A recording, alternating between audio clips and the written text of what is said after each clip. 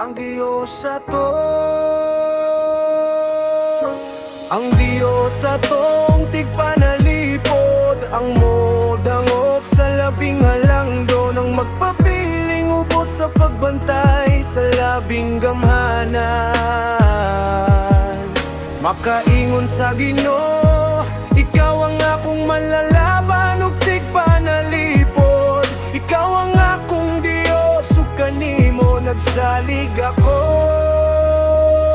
Gikan sa tanang katalagman nga wala mo hisayri, ilikay kagayod niya ingon man sa tanang sakit nga makamatay. Tabunan kaniya sa iyang mga pako ug dili, kagayod maun sa ubos sa iyang pagatiman. Ang iyang pagkamaunungon manalipod ug magbantay kanimo. Dili ka unya mahadlok sa mga katalagman sa kagabion, o sa mga ulyong nga naghadyong panahon sa adlaw, o sa mga sakit nga mo hampak diya sa kangit-ngit, o sa kadaotan nga mo laglag panahon sa adlaw.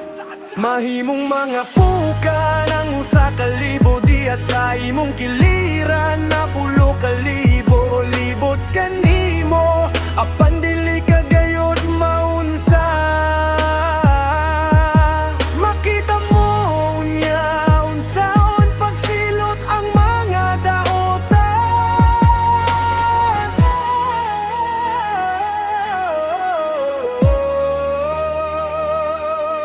Kay dili mo mangdalang pananang Ginoo, ang labing halangdon nga imong tigpanalipod. Walay katalagman nga mudangat kanimo, ug walay kadaot nga mo abot duol sa imong puloy anan. Pabantayan ka sa Dios sa iyang mga anghel, aron pagpanalipod kanimo bisag asa ka paingon. Sa puangon kanila sa ilang mga kamot, aron dili maunsa sa mga bato ang imong mga tiel. Tumban mo ang mga leon ug mga biten, mga mapintas nga leon ug mga biten nga malala.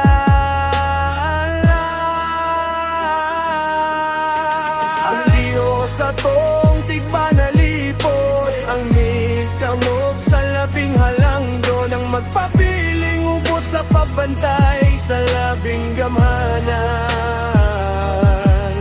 Makaingon sa Ginoo, ikaw ang akong malalaban ug tigpanalipo. Ikaw ang akong Diyos, ug kanimo nagsalig ako. Ang Diyos nag-ingon, luwason ko katong nahigugma ka nako, ug panalipdan ko katong miila sa akong ngalan. Sa dihang sangpiton ako nila, tubagon ko sila. Maguban ako kanila sa dihang sila anaa sa kalisdanan. Luwason ko sila upa sidunggan,